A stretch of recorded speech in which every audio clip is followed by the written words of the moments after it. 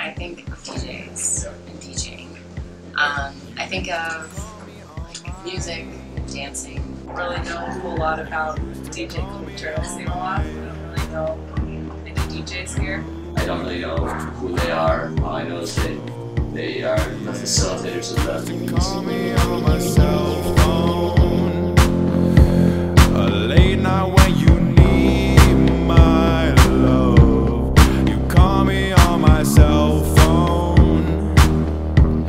Late night when you need my love. Music is a language that all humans can speak in a way. It connects with all sorts of things. It's not just your ears. It's also, it's your eyes.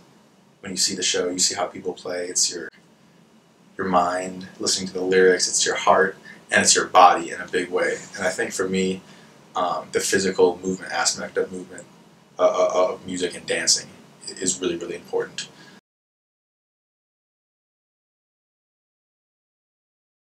I'm Ross Nevin, also known as Banks in Hampton. My first interest in DJing came from just being always the guy who was rushing to the aux cord at the party in the room, always wanted to play my music, feeling like I knew the right song for that moment. The most exciting thing about DJing is getting to share my take on music and the world with other people.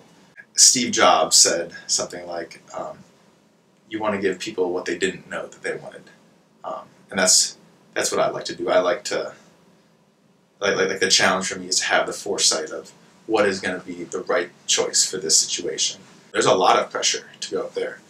There's pressure in knowing that your friends are out there, and when having a good time, there's pressure from people wanting to hear this song or that song, and then you also wanting to balance those requests, which could be good requests, with what you think is right.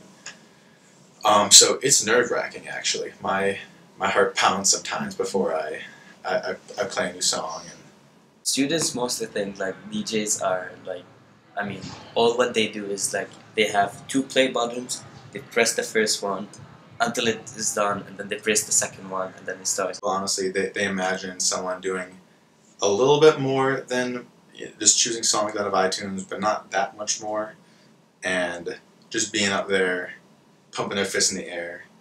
Really, I think most people don't really understand what goes into it. And it's kind of like a magic, if you see the magic trick, you don't know what's going on, but if you see what's behind it, then be like, oh, that's obvious, and it's kind of the same thing. DJ residency program is the opportunity for students to learn a new skill and perform it. So the way the DJ residency program works is like more experienced DJs help less experienced DJs throughout the sessions. So the slots work in a sense that, like there's a slot for two DJs. One is more experienced, the other is less experienced, and then they learn from each other. You're most likely to see a DJ on campus performing primarily at a pause dance, which is the huge crazy parties that ADC puts on. We put the mood of the people in the area, and that's one thing like I think I'm trying to help the other DJs work on is how to make the crowd feel that you are doing whatever they're happy because of your music, because of your taste, because of your mood. Changing the idea of a DJ is hard, especially when we only see them in pause dances, but it's not impossible. Yeah, I think doing new things with different atmospheres, different energy levels is certainly an important thing just to explore. The idea of balcony is heavily drawing upon the Boiler Room, which is a global organization that puts on events, and one of the key ideas of that is that the DJ is on the same level as the crowd. It's more like this is your friend giving their opinion. It's their performance of what they think is some interesting music and an interesting way to put it together. I'm having a blast. I think this has been really like something that could easily be carried out throughout the whole year.